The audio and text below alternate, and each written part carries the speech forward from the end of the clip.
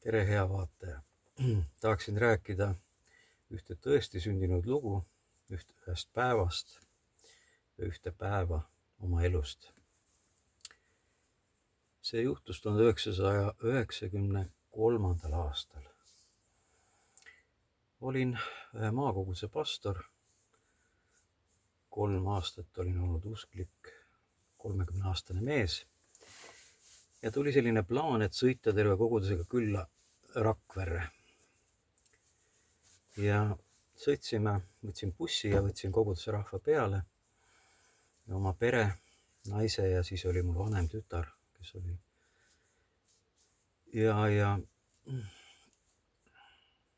Ja sõitsime Rakverre, me ette ei teatanud.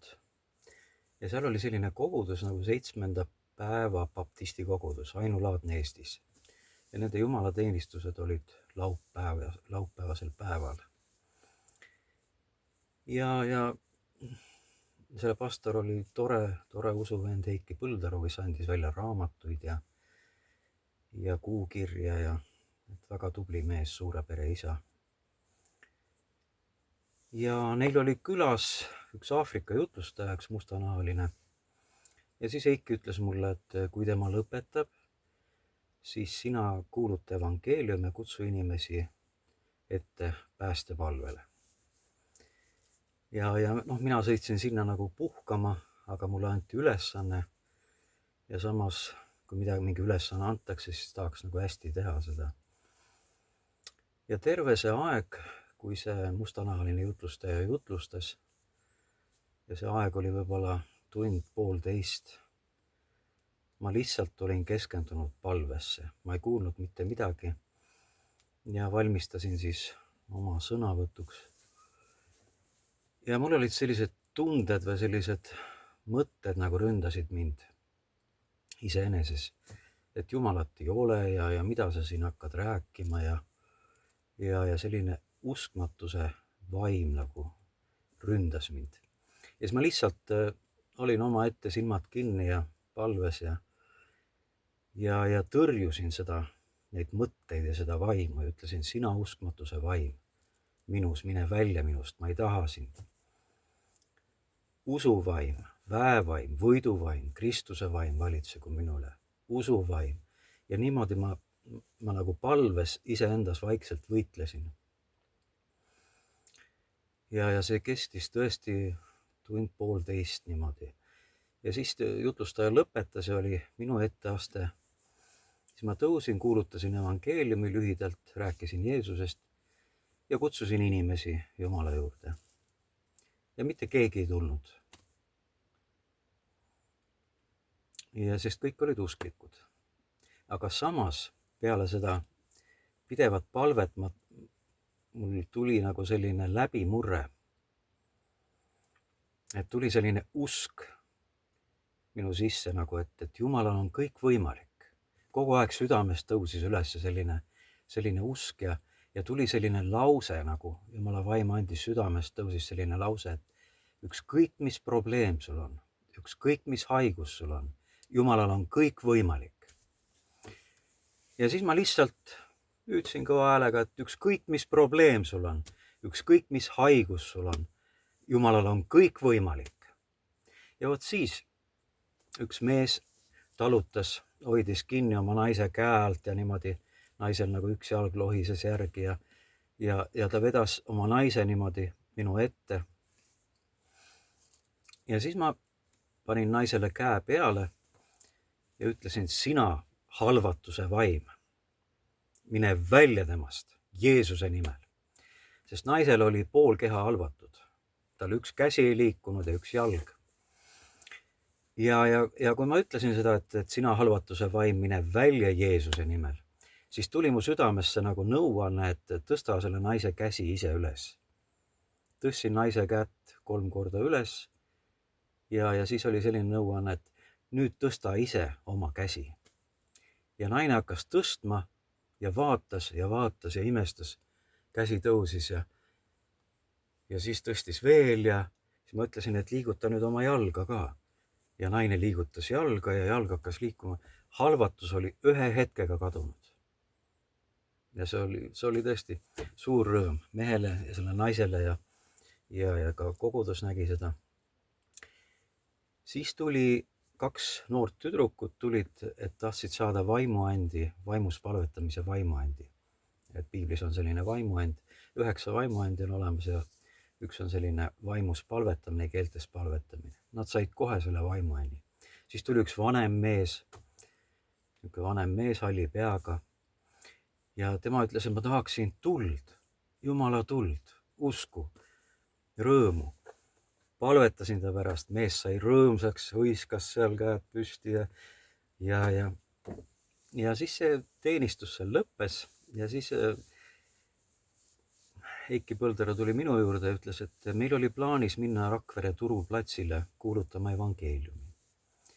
Et tule sina ka. Ja ma ütlesin, et me peaksime sööma ja niimoodi ja kogudusega ja ütles, minu inimesed juba valmistavad toidu ja lähme.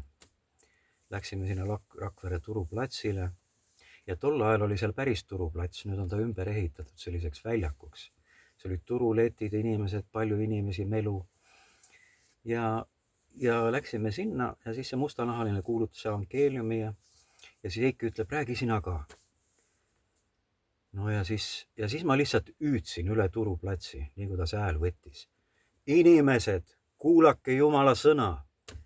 Ükskõik, mis probleem sul on, ükskõik, mis haigus sul on. Jumalal on kõik võimalik. Ja siis oli niimoodi, et keegi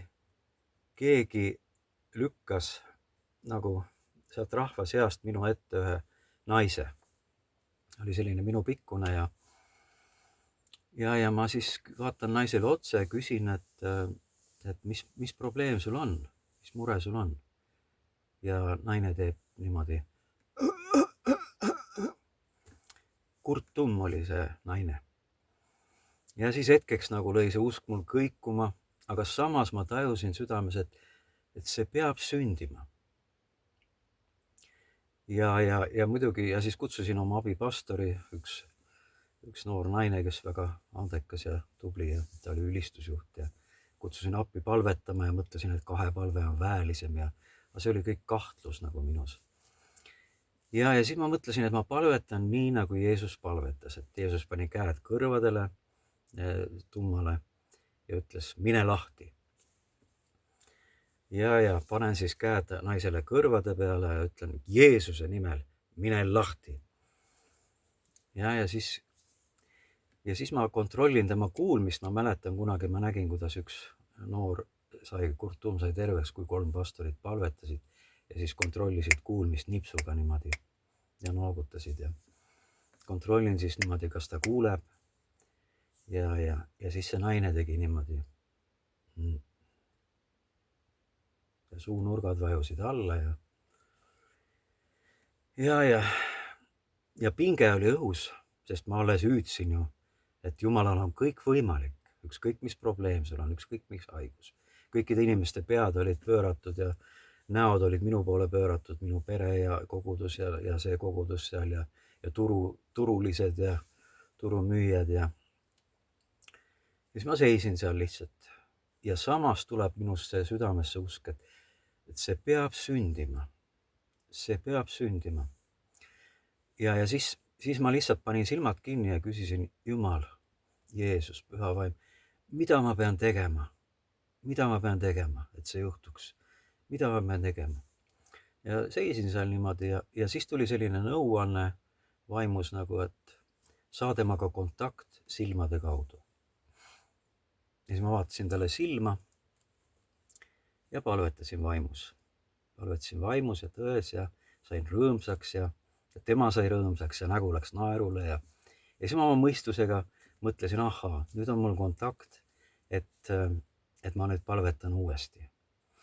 Et siis ta saab kuuljaks ja panen siis käed talle kõrvade peale ja ütlen uuesti usus, Jeesuse nimel, mine lahti. Ja siis kontrollin kuulmist. Ja jällegi naine teeb niimoodi. Teinekordne ebaõnnestumine, aga samas südames ma tajun, see peab sündima, see peab sündima. Ja uuesti panen silmad kinni, seisan seal ja palvetan, et Jumal, mida ma pean tegema, see peab sündima. Jeesus, Püha Vaim, mida ma pean tegema? Ja ootan. Ja pinge on õhus, kõik vaatavad ja ootavad ja siis tuleb selline, südamest tuleb vaimus selline nõuanne, et hüüa talle kõrva sisse. Ja siis ma kohe läksin selle naise juurde, võtsin tal kõrvast kinni, panin suu sinna kõrva juurde ja lihtsalt ütlesin Jeesuse nimel. Ja vot siis juhtus selline asi, et selle naise pea käis niimoodi. Ja siis ta tõstis käed taeva poole. Pisarad hakkasid voolama niimoodi, pisarad voolasid, käed taeva poole, tänas Jumalat. Ja kõik olid šokis, ma olin ise ka šokeeritud, et mis nüüd juhtus, see reaktsioon selline. Et see ongi see, kui inimene saab kuuljaks, siis need hääled kõik tulevad tema kõrvadesse, kõik see, mis ümber on. Ja see on tõesti šokeeriv, täielik ime. Ja siis see naine tuli minu juurde, kallistas mind, musitas, oli nii õnnelik. Ja siis ma õpetasin talle esimese lause, et kui Kurtum saab kuuljaks, siis ta peab õppima rääkima. Siis ta hakkab kiiresti rääkima tegelikult, siis ta kuuleb ise ennast ka. Ja õpetasin esimese lause, et ütle minu järgi, tänu Jeesus. Siis ta ütles ilusti selgelt häälega, tänu Jeesus. Ja oli väga õnnelik. Siis talle anti traktaat infoga, millal seal koguduses jumalateenistused on ja siis ta läks. Ja siis ma sain selguse ja sellise selguse ilmutuse, et mina ei tervenda mitte kedagi, et sellised suured imed, kurttummade kuuljaks saamised ja pimedad nägijaks või ratastooli inimesed, et Jumal teeb seda, et see on koostöö Jumalaga. Et mina pean lihtsalt tegema nii või palvetama nii, nagu Jumala vaim annab, sest Jumal teeb alati uut. Ja teiste matkimine ei aita. Ei aita, et sa matkid Jeesust, teed samu palveid või asju, vaid see on reaalajas koostöö Jumala vaimuga. Ja see au tuleb anda Jumalale, sest tema on tervendaja, tema on imede tegija. Aga meie lihtsalt, ta kasutab meid, me teeme koostööd, kui me oleme nõus ja valmis, kui me tahame seda. Ja siis ma seisin seal ja rahvas oli kogunenud ümber. Ja äkki keegi lööb mingi kõva asjaga selga mingi. Ja ma pööran ringi ja seal üks selline pikk mees, habemega, vanem mees. Ja ütleb, et no poiss, mis sa siin räägid? Ja ma tegelikult solvusin, mõtlesin, et just juhtus ime, Jumal tegi ime ja sa räägid niimoodi. Siis ma olin noor mees ka ja natuke solvusin, et ma ütlesin, sa oled patune. Mees ütleb, ei ole. Ma ütlesin, sa oled patune. Ma ütlesin juba sellepärast, et ta mind kepiga toksas. Ja siis ta ütleb, ei ole. Ja siis ma lihtsalt küsisin Jumala käest, et mis selle mehega on. Ja Jumala vaim ütles, et ta on usklik, aga tuli mind proovima. Siis ma ütlesin, sa oled usklik, tulid mind proovima. Siis kus sa teadsid? Ma ütlesin, Jumala vaim ütles. Ja siis ma vaatasin teda, tal oli kepp käes. Siis mõtlesin, mis tal nüüd on, puujalg või. Ja kohe tuli kahtlus. Alles juhtus ime, Kurtum sai kuuljaks, hakkas rääkima. Ja samas tuleb mingi mees kepiga ja kohe tuleb kahtlus. Et mis tal nüüd on ja kas ta saab terveks. Ja siis ma ütlesin, et mis probleem sul on? Ta ütles, et selg. Järelikult, tal oli radikuliit. Ja siis mina ütlesin, et Jumalal on kõik võimalik. Ja siis tema nagu ei uskunud, tal ei olnud üldse usku. Ja samas rahvas ütles, ja, nemad nägid ju, et juhtus ime. Ja siis ma ütlesin, ma palvetan su pärast. Mees ütles lihtsalt, et no proovi. Tal ei olnud üldse usku, eks ta polnud abi saanud kuskilt. siis ma panin mehele käed selja peale, sinna, kus on tavaliselt see radikuliidi koht ja selline, kus sa ei saa kummardada. Panin käed selja peale ja ütlesin, sina, radikuliidi vaim, mine välja sellest mehest, Jeesuse nimel. Ja siis mul tuli kohe selline nõuanne, et võta sellel mehel kaelast ja käest kinni ja tõmba ta käed maha. Ja kohe võtsin tal kaelast kinni ja käest ja tõmbasin tal käed niimoodi vastu maad. Väänasin teda niimoodi kokku. Jõudsin seda 2 korda niimoodi teha. Siis ta rabeles lahti minust. Läks eemale ja tegi võimlemisharjutusi ja niipidi ja naapidi kummardas ja oot, ütleb oot. Otsis valu taga, seda valu, mis tal oli, seda haigust. Ja seda ei olnud. Seda ei olnud enam. Ta sai igatepidi kummardada, liigutada. Ja siis ta istus lihtsalt vaikselt turulaua peale sinna serva peale ja vaatas, mis edasi juhtub. Ja siis tuli üks mees jalgrattaga, jalgratas käe kõrval ja ütles, et mul on selline mure, et minu põlv käib liigesest välja. Ja panin käed põlve peale, palvetasin selle põlve pärast. Ja siis see mees läks. Vot, ja oli selline päev. Ja siis ma olen mõelnud, et miks oli selline päev, nagu juhtus. Ma ei olnud seda planeerinud ja see oli kõik spontaanne. Ja Jumal tegutseb spontaanselt. Jah, vahest. Sa võid ju planeerida selliseid asju, jah, koosolekuid, tervenduskoosolekuid. See on väga hea. Aga minul oli selline asi, et kunagi mingi aeg tagasi üks sõber ütles, et tema sõbral on vähk. Ja mina mõtlesin siis, et mis vähk, mis see vähk, Jumalale on köki-möki ja et ma tulen ja palvetan tema pärast. Ja saime kokku, siis palvetasin selle sõbra pärast, sõitlesin ta vähki. Ja mingi, ma ei tea, nädala pärast ma helistasin sõbrale, ütlesin, no kuidas su sõbraga on? Ja sõber ütleb, et sõber suri ära. Ja siis mul tuli selline kahtlus ja hirm ja mitte hirm, vaid ühesõnaga mul kadus ära julgus inimeste eest palvetada, nende tervise eest. Sest ma läksin nagu oma usu peale, mõtlesin, ma olen vägev palvetaja ja see vähk alistub ja aga ma ei teinud seda palvet nagu Jumala usus või ma oleks pidanud koostööd tegema Jumalaga, Jumala vaimuga. Aga ma ei mõistnud seda siis sellel hetkel, jah, kui ma tegin selle vähihaige pärast. Ja siis mul kadus nagu julgus ära palvetada ja ma mõtlesin, et Jumal ei kasuta mind ja ei kuule mu palveid ja niimoodi ja kurjus sisendab sulle sellist uskmatust. Aga see päev tuligi mingi aja pärast, kus tekkis selline olukord, et oli vajadus ja samas oli võimalus. Ma tajusin, et ma pean palvetama palju ja tuli läbimurre. Ja see ongi on 9 vaimuandi see usuand. Et kui ma seal koguduses palvetasin, siis see usk tuli ja see oli 100% usk. Ma ei olnud ennem varem seda kogenud, et ma uskusin, et kõik on Jumalale võimalik.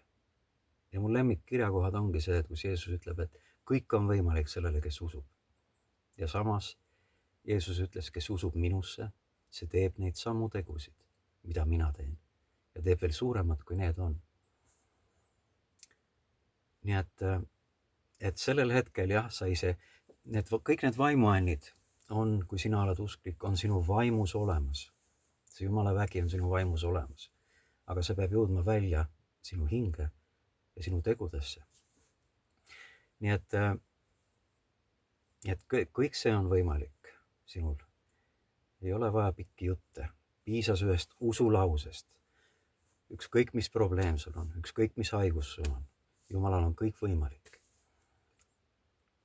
Ja inimesed nägid, sai välja öeldud usulause ja kõik see, mis seal lauses oli, et Jumalal on kõik võimalik, kõik see täitus, kõik see teostus seal koguduses ja samas ka seal rahva seas turuplatsil.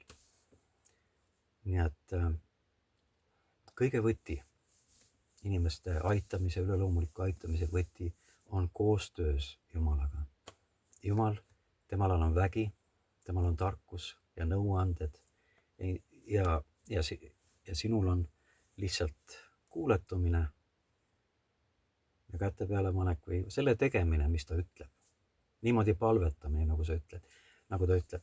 Jeesus ütles ka, et mina teen seda, mida ma näen isa tegevat. Jeesusel oli isaga kontakt ja ta tegi seda, mida nägi isa tegevat. Ta käis isa juhtimisel, kandis isa väge. Ja sellepärast, kui sa oled usklik, sul on võimalus teha neid samu tegusid, aidata inimesi üleloomulikult. Ja veel rohkemgi, Jeesus ütles, et kõik on võimalik sellel, kes usub, see teeb neid. Ja see, kes usub minusse, teeb neid samu tegusid ja teeb veel suuremad, kui need on, sest mina lähen isa juurde. Ja kui sa veel ei usu, siis sa tea, kui sa pöördud Jeesuse poole ja Jumala vaim puhastab su südame, Jeesus tuleb su südamesse ja saad ristitud ja et sul on võimalik elada sellist elu või teha ka selliseid tegusid, nagu Jeesus tegi, aidata inimesi üleloomulikult. Et see on mul eluaeg meeles, et see oli üks selline kõige imelisem imede päev minu elus. On ka muid sündmusi ja asju, millest ma hiljem muudes videotes räägin. Aga usu ainult, kui see tuleb su vaimust sinu üle, siis sa tajud, et kõik on võimalik. Kõik on võimalik, see on piiramatu usk ja see on meelevald. Samas usuänniga saab ka vabastada inimesi kurjadest vaimudest. Nii et Jumala vaim andis meelevalla lause tõesti, et ükskõik mis probleem sul on, ükskõik mis haigus sul on, Jumalal on kõik võimalik. See sai öeldud meelevallaga, usus ja mulle meeldis see, et kõik said terveks momentaalselt. Kõik said selle, mida nad vajasid sellel hetkel, mitte ei pidanud ootama ja ei olenenud see enamikel juhtudel teiste usust. Et tänu Jumalale, tänu Jeesus, tänu selle püha vaim. Sina oled imede Jumal, sina tahad meid kasutada. Sina oled valmis meid kogu aeg kasutama. Aga saad kasutada alles siis, kui meie oleme valmis. Ja kui me oleme nõus. Kõike head sulle, rõõmu sulle, rahu, armastust ja Jumala väge. Halleluuja, au ja kiitus. Ole väga õnnistatud, vaataja.